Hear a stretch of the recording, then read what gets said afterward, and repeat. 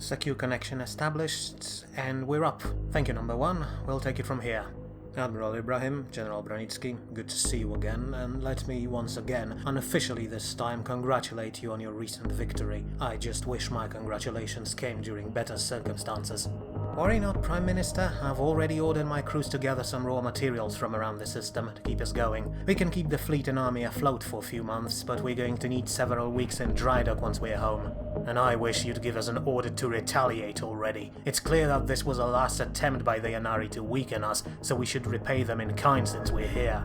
Leadership of the League claims they had no idea about attack on our Wormhole station, and this one time I'm inclined to believe them, General. First, the attack came after peace negotiations were concluded, just a few hours, but still enough time to get all Yanari units to stand down. But you know just as well as I do that there were no enemy forces operating there. Second, there is simply no logical reason for Yanari to do this. They managed to talk their way out of this war relatively easily, and I doubt they want your forces to stay right above their undefended homeworld.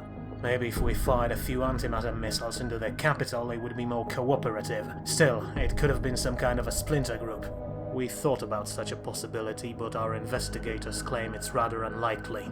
So you managed to send your people to the site? What did they find? Well, we may not be able to reach you, but we can get into Plov, and what we've uncovered so far is not exactly optimistic. From what we've managed to gather, it was another inside job. According to reports of our marshals, dispersion patterns of the debris field suggest that someone from station crew used the modulator to open Wormhole there, within a station. And the force must have imploded it. I see. Horrible, but I have to admit, someone was smart to think of that, and to bypass all the securities that are there just to prevent such a thing. Seems we're still not done with Zrak and sleeper agents then. I'm afraid it's not that easy, Admiral. Once Task Force Ethereal uncovered that only unaware psionics can be brainwashed, we did a sweep of our operations and removed those with potential abilities from strategic positions. Not a single person on this Wormhole station had any kind of psionic abilities, so an agent of some another power, though I still can't figure out who sent them. Regardless, the investigation will continue, as does yours, Admiral. Got anything new? Prime Minister, before we begin, I'd like to officially protest the way you're dealing with this situation. Telavin was not only my protege and subordinate, but he was also my friend. I should be the one leading investigation about his death, not anyone else. Those reasons are precisely why you shouldn't be in charge, General. I understand that you were on good terms with General Telavin, and I offer my sincere condolences, but your connection makes it personal, and therefore unprofessional. We need someone to take a look at this from outside with cool head, which is exactly why Admiral Ibrahim is dealing with it. Now, Admiral, report. And yes, you can speak openly, we will not keep General Branitsky in the dark. Very well, although, truth be told, we have more questions than answers here. Still, we figure out cause of Telavin's death. They had no wounds on their body, not even a smallest incision, so we looked inside and realized that they were poisoned. But the way it happened was extremely convoluted. Someone added some chemical compound into Telavin's food, but on their own they were completely benign. However, when mixed with anti-grav drugs all our troops take before landing, they created a volatile mixture that boiled General's intestines from inside. But we still can't figure out how Telavin's body made it onto the planet ahead of his entire army. No shuttles disappeared from the fleet, no unrestricted docking or landing appeared on our sensors. For all intents and purposes, such a thing simply shouldn't be possible. But it clearly was, Admiral, so keep looking. And in the meantime, keep us posted, while I'll do my best to get you back here. But I'm not going to lie, it seems we're facing another enemy. And this time, it may be that it came from the Commonwealth itself.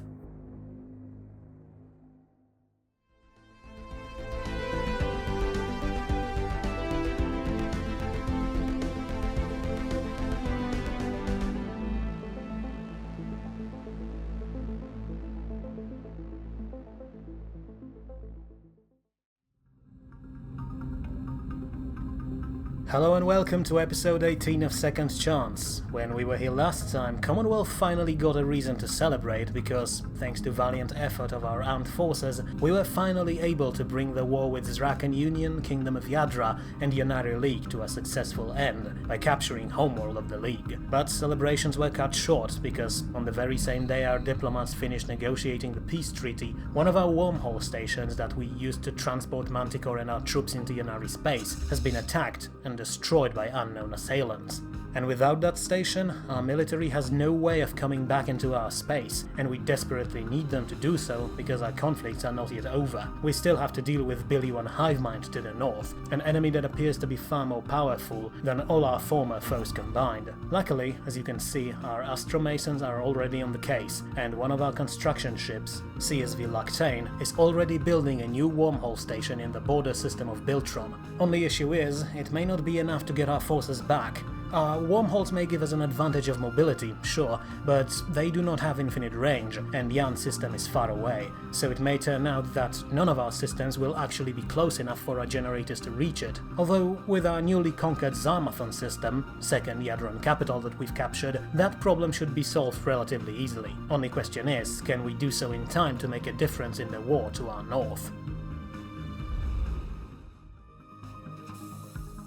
There's also another reason we need to hurry back home. We have to maintain our newest acquisition, planet Falke-Boss in Zarmathon system. After we capture it from the kingdom in the single most bloody battle in our history, forces of late General Telavin were stationed there for several months, both to help locals rebuild and to ensure that regular Yadran population won't cause us any trouble. And as long as our troops were on the planet, it worked, but once they have left to continue our campaign, we had to rely on militia, led by Yadran nobility who defected to our cause. And that was when some problems started. Without our troops to keep the peace, people of Falke-Boss quickly started questioning the authority of those militias, claiming that they were traitors, which, as you can see, led to a severe increase in unrest, and right now we're very close to having an open, full rebellion on our hands, so all the more reason for our army to get back as soon as possible. Also, an interesting fact, it turns out that Falke-Boss is not only inhabited by Yadrans themselves, there's also a few billion of Yuri living there, and another race that we haven't encountered so far, the so-called Helvan, predatory avians, who appear to be surprisingly well suited to various intellectual pursuits in fields of theoretical science. Shame then that they also seem to be rabidly xenophobic, but perhaps spending a few decades as part of the Commonwealth will convince them to give other species a second chance. What's interesting here, though, is the fact that their distrust of other life forms seems to be less based on their culture and more on their biology. As you could have seen there, Helvans are forced to constantly wear full envirosuits, helmets included, to stay alive even in biomes that they should be suited to live in. See, as it happens, Helvans may be predatory and naturally suited for combat, but their biology is actually extremely weak, due to them evolving on a planet with very specific conditions. Long story short, unless they maintain the very same conditions within their suits, they will die. So no wonder that they are distrustful of any other life forms across the galaxy, since to them we are essentially walking, talking bioweapons. Not to mention that they do seem to be extremely protective of their homeworld. So much, in fact, that we still don't know where they actually came from. It's sure going to be a challenge to turn people like that into our citizens. But since we have to put most of our plans on hold for now, we might as well use that time to learn something, in this case about our former enemies, the Yanari, since our military is forced to stay in orbit above their homeworld. Aside from regular scanning data, we also have reports our forces made during their lightning-fast 10-day invasion, so now it may be a good idea to look through them. Maybe it will let us learn something about our mysterious crocodile-like enemies and their society, since they themselves are not exactly willing to exchange information with us. And it's certainly an interesting lesson. First, we've learned that Yanari, unlike, say, the Zrakan, are not above enslaving their own people and putting them up to back-breaking labor in mines and fields. However, the rules for becoming a slave in Yanari society are not exactly clear. Long story short, slaver guilds that rule the League can turn almost any Yanari into a slave practically on a whim. The only thing that can protect you there is your own wealth and power. The guilds will leave you alone for as long as you are too much of a trouble to remove. But should you lose your influence and power, your position will suddenly mean nothing, and even the very leaders of the League can suddenly find themselves in chains, shoving coal for the rest of their lives. Another thing we learned is Yanari tendency towards tradition, both in society and in nature. When our forces landed on Yan, many of our frontline battalions reported moving through huge tracts of land that seemed like they were taken directly out of Middle Ages, with small huts and fields dotting the landscapes with no sign of industrialization in sight, not to mention things like spaceports or gigantic megacities. As it turns out, billions of Yanari citizens tend to gather in natural preserves like these, where they try to live like their ancestors did. But here's the thing, while working in the fields may seem like work Yanari would leave to their slaves, far farmers who live in those preserves are actually free citizens, which leads us to believe that all this species-wide slavery may be a relatively recent thing. Far in the north, on the other hand, we found a city built around a massive pyramid-shaped building. At first, we thought that it may be something similar to our own Asian pyramid on Redamon Prime, but upon closer examination, we realized that it is actually a recent construction and headquarters of a planet-wide organization called First World Movement, dedicated to resisting alien influences. But the weirdest discovery was still before us. Next to that pyramid there was another city that also housed a planet-spanning company, calling itself Global Cooperative. And here's the interesting bit. If official material we've gathered on this company is to be believed, then its main focus is, quote, promoting equality among the citizens of the world, as well as eliminating poverty and hunger among the masses. Sounds great, but then you realize that it's Yanari we're talking about, the nation of slaving, militaristic xenophobes who put their own people in work camps. So there are two options. Either this company represents some sort of a splinter faction within Yanari society, one that does not approve slavery, or perhaps our crocodile-like friends have a bit different idea of equality. Perhaps some Yanari are simply more equal than others. Maybe slaves are not even considered people, and therefore their well-being is not something this company concerns itself with. We don't know. Option number one would surely be welcome, but it doesn't really seem probable. Still, it means one thing. We still have lots to learn about our neighbors. Maybe if we can understand them, we could prevent wars in the future. Speaking of societies, over the last few years our allies from Utkavongo states have witnessed quite a significant change in the way society operates. When we first encountered them, these Kithri lookalikes were a peaceful democracy, dedicated to ideals of non-violence. But after suffering some devastating defeats, first against unstoppable, bloodthirsty Deux berserkers and now against Billy One Mind, a new group has appeared within Utkavongo politics, one that claimed that pacifistic ideals may be good and all, but they're not exactly helpful when it comes to surviving our chaotic galaxy. And with the fall of their capital of Utkal, Utkavongo citizens decided to put their faith into this new political power that, over the past few months, turned their nation into a military commissariat, with army and state effectively becoming the same thing. On one hand, it's clearly a pragmatic move, one that may help our allies survive these dangerous and turbulent times, but on the other, it's a sad thing to see a principled species forced to abandon their ideals in favor of increased militarism. Then again, no price is too high when the very existence of your species is at stake, and it is yet another reason for us to get a move on, for without our help, the Utkavongo may not be able to survive for long, despite their newly found militarism.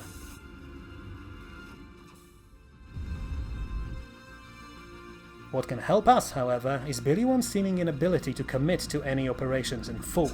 As you may remember from our previous war with the mine, it used to have a bit of a problem with prioritizing. When we moved our fleet into one spot, they tried to follow it, dropping everything else. And the same thing is happening here on Utkal, where combined forces of Utkavongo and Xenak machines are constantly baiting Billy One fleet, preventing them from launching an offensive against other planets. Of course, this is a very dangerous game for our allies, because as you can clearly see, Billy One Combat Swarm is so strong that it can vaporize them within seconds. Still, if they can manage this long enough, we should be able to bring our forces back and open up another front on enemy southern border. And, for us, it means that we learn another thing about our foes. For all we can tell, it seems that Billy One Mind, ironically, didn't learn anything from their previous conflict, as they are still making the same mistakes, and that may give us a proper fighting chance. And now, surprisingly, for some strictly positive news. See, over the last few decades our society not only grew by an immense factor, and not only in number but also in diversity of alien species that inhabit the Commonwealth, but while our people may be different and come from all corners of the galaxy, our nation, somehow, managed to bind them together into a single close society, and as we managed to overcome many struggles over the years, it caused our citizens to develop a certain kinship with each other. Sure, there may be a peaceful federation to our south or cosmopolitan Geo Compact to our north, but nowhere else in this galaxy can you walk down the street and see so many different species working together towards better future. And sure, some might say that our people are brainwashed by propaganda, but let's look at the end result. Even if there is propaganda, its only effect is happy, harmonious society that's free of rabid xenophobia that seems to be gripping most of the galaxy. And perhaps that's all it takes. From photicizing queptillions through growling Aramathi to our own cave cave-dwelling humans, citizens of the Commonwealth stand side by side with each other against all odds, no matter who the person beside them is. Perhaps it is a worthy goal in itself. But let's throw talks of idealism aside and focus back on the war. As expected, wormhole generators in Biltram's system were not enough to reach Yan, but our other construction vessels were already on their way to Zarmathon, and from there we managed to just get Yanari home system within range of our transport network, which means that we can now get our forces home. Although not all of them. Manticore is going to return to Ortus for some much needed repairs and overhauls, since we have some new weapons that we can install on our ships. Then, as soon as they're done with upgrades, they will move north to help on the Billion front. But as for our ground forces, they're actually going to be split. Our specialists, meaning droids, mechs, clones, spiders and mercenaries, will travel to Falcabos under command of General Branitsky and will remain there until civil unrest settles down a bit. And in the meantime, our regular infantry is going to return home to Ortus, where they are going to stay until the end of the war.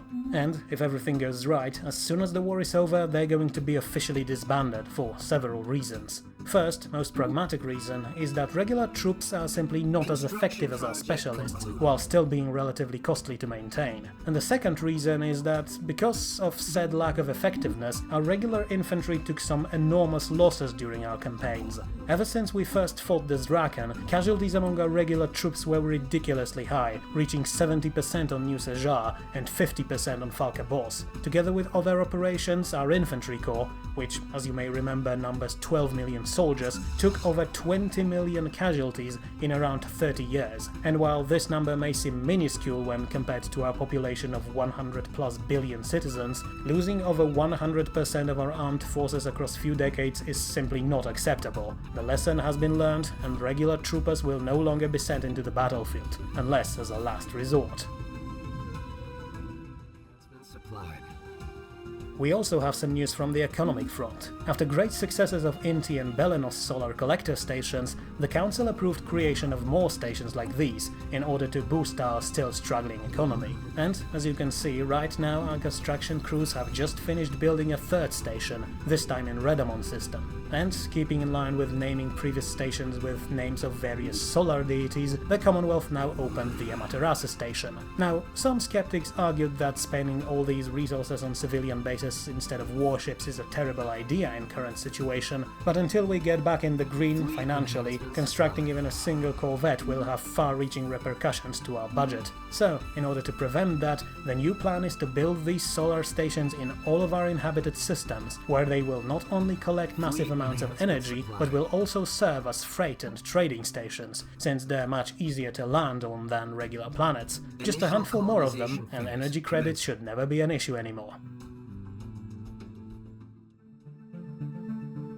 Back to war now. In December 2267, Manticore finally returned to Ortus and linked up with Behemoth and Enfield, bringing our entire armada together into one formidable force. As expected though, after such a long campaign, our vessels needed some time in dry dock, not only to repair all the damage, but also to install some upgrades. See, from this point onward, our fleet will be equipped with real railguns. Before, we used simple mass drivers, which were essentially just huge cannons adapted into vacuum of space, and coil guns, an experimental Gauss weapon that used magnetic coils to propel a ferromagnetic projectile. But now, with recent advances in military tech, we have access to true railgun technology. Effectively, we no longer fire our guns by detonating a charge within the projectile, but use a pair of electromagnetic rails to sort of slide it forward along them with tremendous speed, one that would be impossible to achieve with other weapons. It means that our projectiles now have overwhelming kinetic energy and do not have to rely on containing actual warheads, and that translates to smaller projectiles, which means we can stow more of them on our ships, and, perhaps most importantly, completely negates the risk of ammo detonation during combat. Since, all fancy terminology aside, we now fire solid blocks of metal at the enemy. So, with those new guns in place, Manticore is now ready to move out once again. It's time to bring the fight to the mind for once.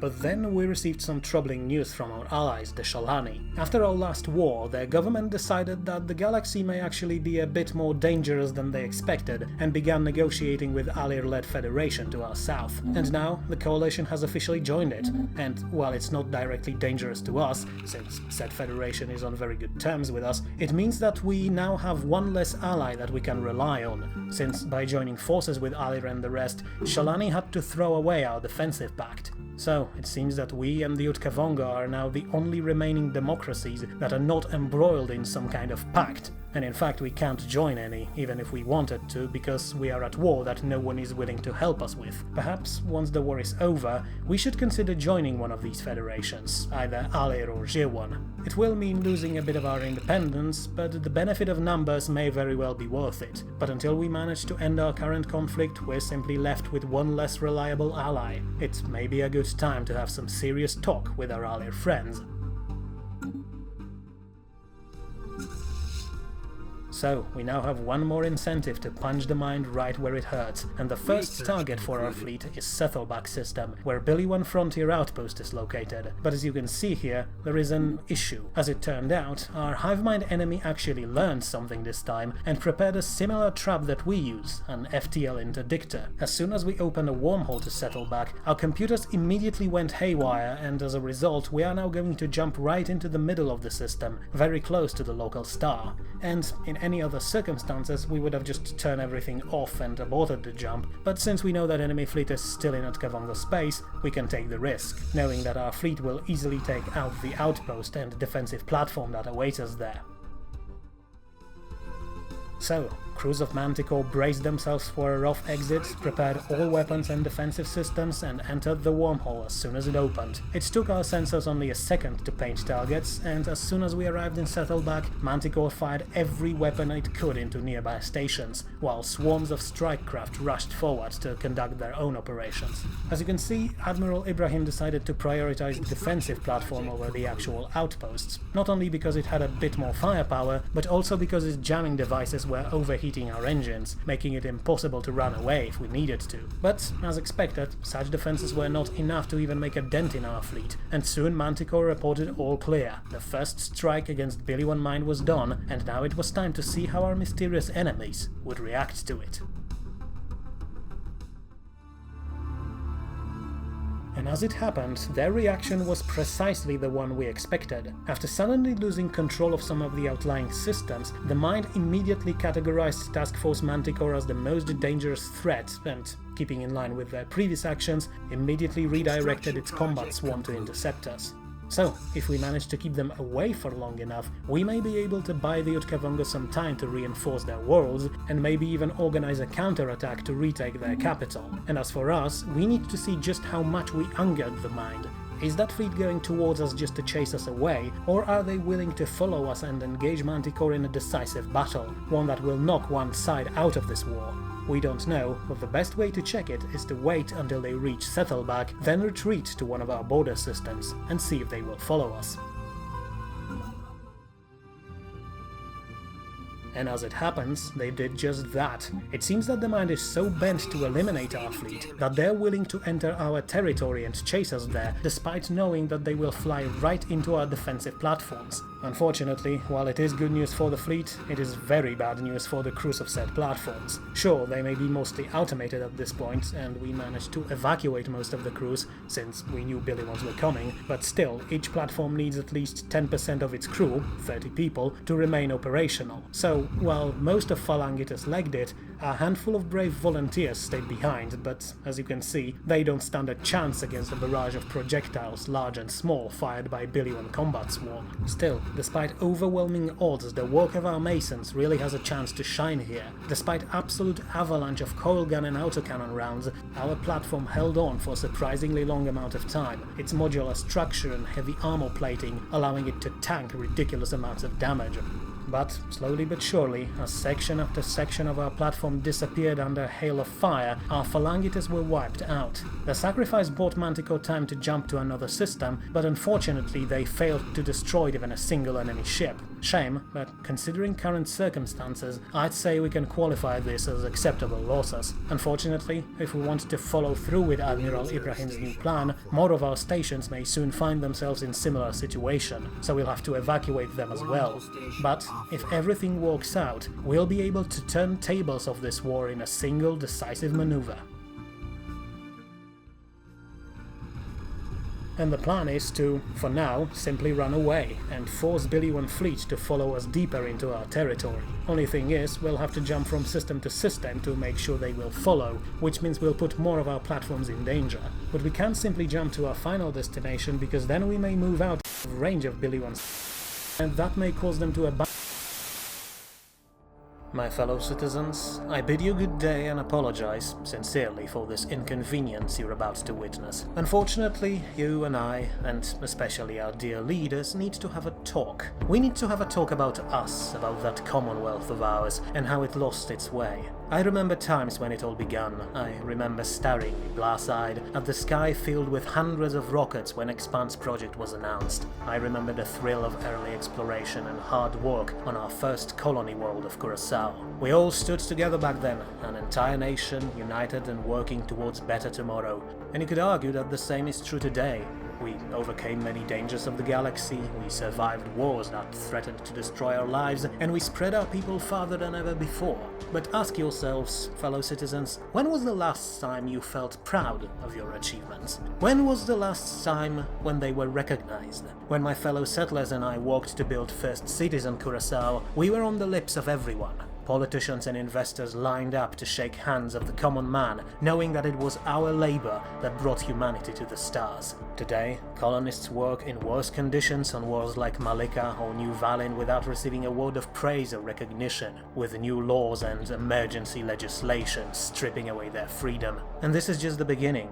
From the comfort of their luxurious mansions and apartments, our so-called leaders send millions of our people to die in trenches of their pointless wars. I have seen them too. Sons, daughters, husbands and wives, thousands of them thrown into meat grinder by the minute, just so our politicians could lay claim to more land and more wealth. But even sending their own people into the slaughter is not the greatest crime of our leaders, for over the years they have done something far worse. My fellow citizens, they have robbed us of our humanity, reduced us from living, thinking beings into cogs in their machine.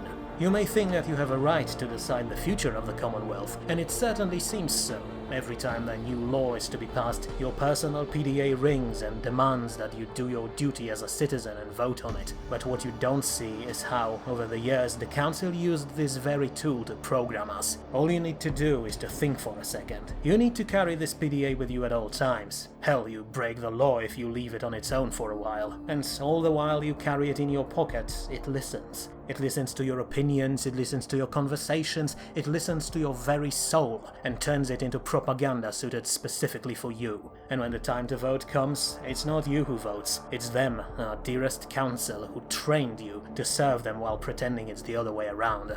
I could go on like this for a long time. I could tell you stories about secret facilities on Minerva, where slaughter of sentient beings have been turned into industrialized process. I could tell you about Aramathi and a little surprise they all carry with them. I could tell you about heads of our research divisions and allies. I could tell you... Signal hijacked, sir. We have the transmission. Do you want me to cut it off? No, just patch me in. He said he wants to have a talk, but so far he's just been monologuing. Ah, Prime Minister Rishi. I expected that you would be the one to respond to my little story. After all, even spying on your citizens day and night can get boring. I have no idea what you're talking about, and unless you show yourself and face me, and the rest of the nation, like a man, then we have nothing to talk about. Oh, dear me, was the camera turned off? Pardon, let me just... Here. Better? Lieutenant General Drakovich, you are... dead? Like all those who dared to speak against that farce you call government. Dead like those who have seen through your lies and realized that you and your council are just greedy tyrants who happen to wear nice suits and lab coats. I admit you did a good job of getting rid of the most vocal opposition. An accident here, a battlefield promotion there, and suddenly all that's left is a bunch of useful idiots who can easily be bought, or naive fools who you can manipulate like Admiral Lin. Unfortunately though, I'll have you know that you were not as thorough as you hoped. The only thing I know is that you are an imposter. General Drakovich fell valiantly on Falka Boss, making sure that his men would retreat from Yadran counterattack, and you spit on his memory by using his face in this pathetic prank of yours.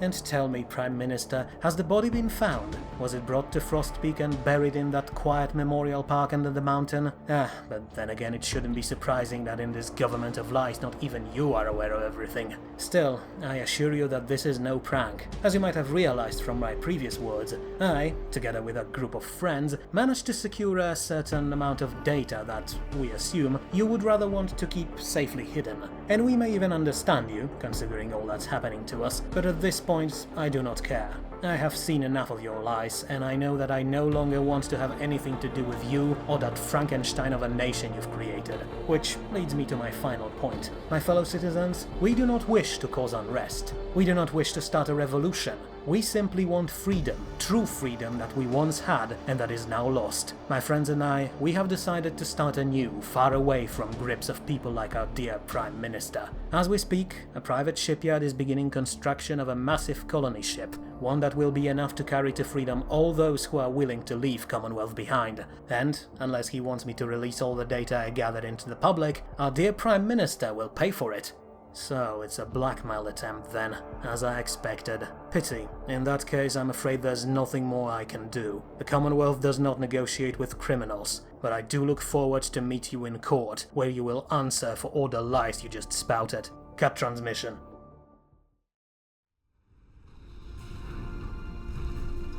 So, it turns out that aside from external problems, we may have a bit of an internal one. Apparently, some criminal group managed to use a virus to bypass our security networks, broke into our databanks, and stolen huge amounts of government data. Data that, they claim, proves that Commonwealth is not exactly that amazing place its leaders present it to be.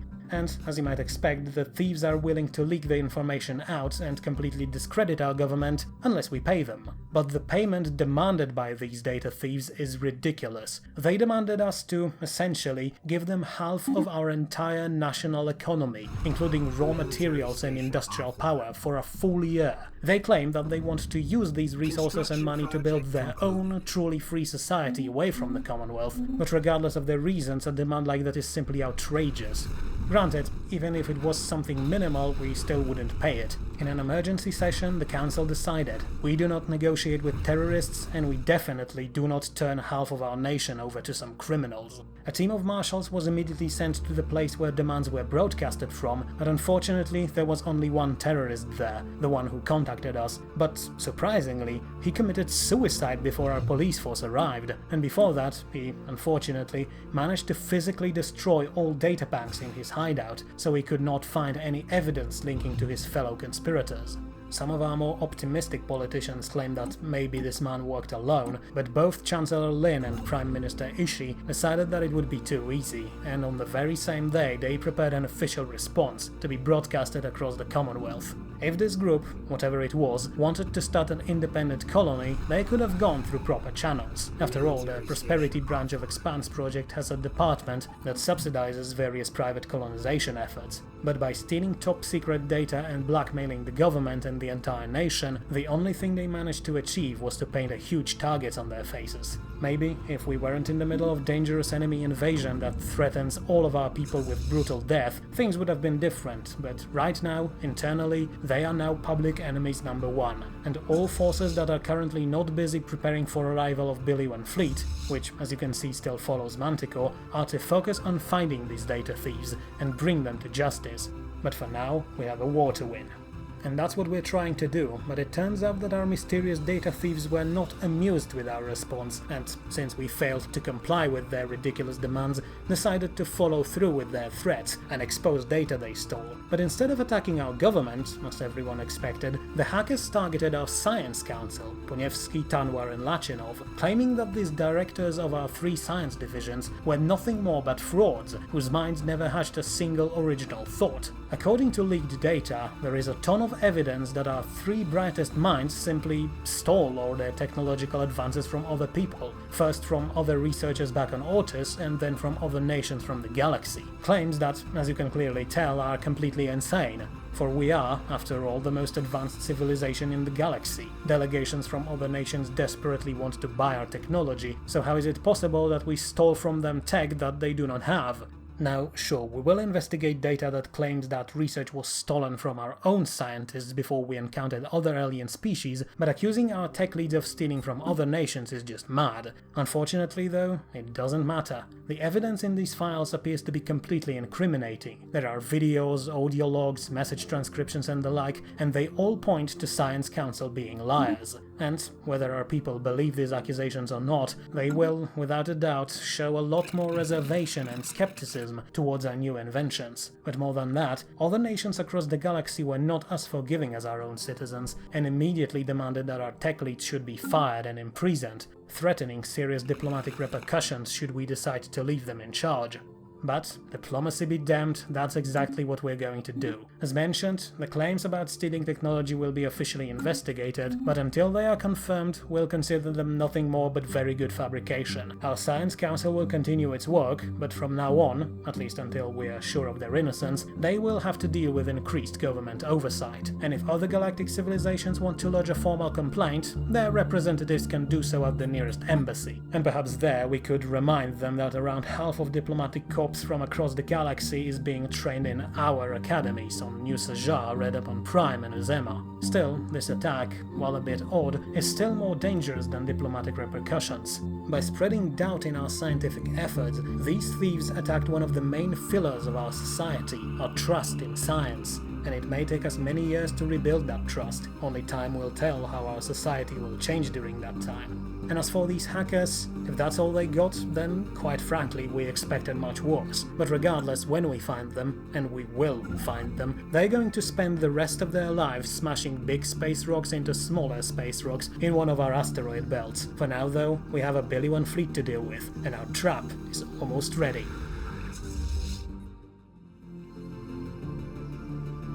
Sadly, it didn't take long before news of this scandal reached even farthest corners of the galaxy, and some of the nations out there decided that we may actually not be as good business and diplomatic partners as they once believed. The Cyrillian Union broke their non-aggression pact with us, some of their leaked data indicated that we stolen some technology from them, and they decided that it was practically an act of war on our part. Then, the Awa realm closed their borders to us, claiming that our traders were probably spies sent there to steal their technology as well. But, interestingly, that was the end of official actions against us. So, overall, we weathered this surprisingly well, but it's mostly thanks to the way galactic politics are at this point. Simply speaking, there are very few nations that are neutral towards us. We have either trusted friends like both federations, or, to our perpetual surprise, the cannibalistic elves of Thodraka's families, or we have fierce enemies like Yanari or Zrakan, who will probably hate us for the rest of eternity no matter what we do. So, we actually managed to survive external effects of this entire data thievery relatively well, but internally, as was mentioned, we will no doubt feel repercussions for years to come. But for now, none of this matters, for it seems that Admiral Ibrahim's plan worked. We had to jump through several systems and sacrifice a total of 6 of our defensive platforms, but the Billy ones are still, as planned, in pursuit of Manticore. And Manticore is, as you can see, in the best possible place it could be, in a Pshola system, home of our greatest, most powerful fortification, the Merit Citadel, a complete and utter monstrosity, bristling with weapons and protected by so many layers of armor and shields that you could hit it with a moon and it would still be standing. Somehow, perhaps due to their lack of scouting data or their relentless aggression towards Manticore, Billy-1 fleet is going to fly right into our prepared defensive position, where combined might of our fleet and our citadel should be enough to completely wipe them out. But there is one downside. The FTL interdictor that we have installed on Merit is so powerful that it will effectively fry enemy drive cores. No drive cores means that they will not be able to flee. Not being able to flee means that they will fight to the end, which may mean more losses for our side. But it doesn't matter. The Billion fleet is already on their way, and all we can do now is to brace ourselves for, quite possibly, the single largest battle we've ever participated in. One that will, one way or another, decide the fate of this war. And we will see how it will go in episode 19 of Second Chance. See you next time.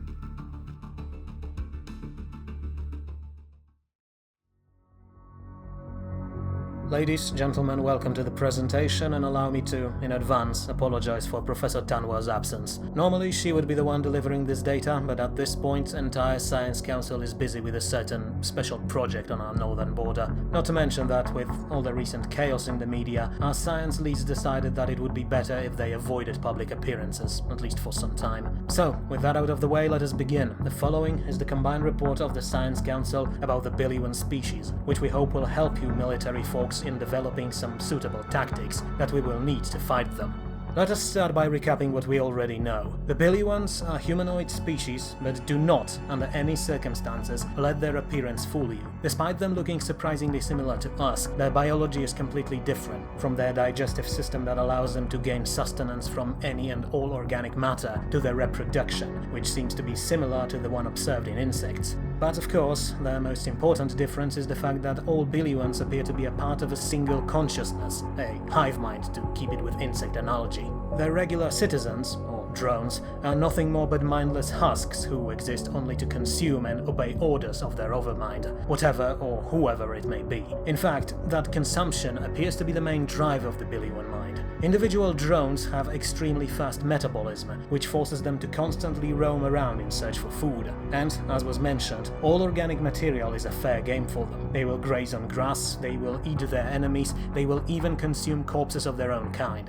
What we can't seem to understand, though, is how they managed to maintain their numbers over the years, since, during their evolution, they should deplete resources on their homeworld 12 times over. Perhaps, as some of our researchers theorize, the mind allows its drones to remove organic life from conquered worlds and then establishes its own food supply, although without access to their core planets we will not be able to confirm this theory.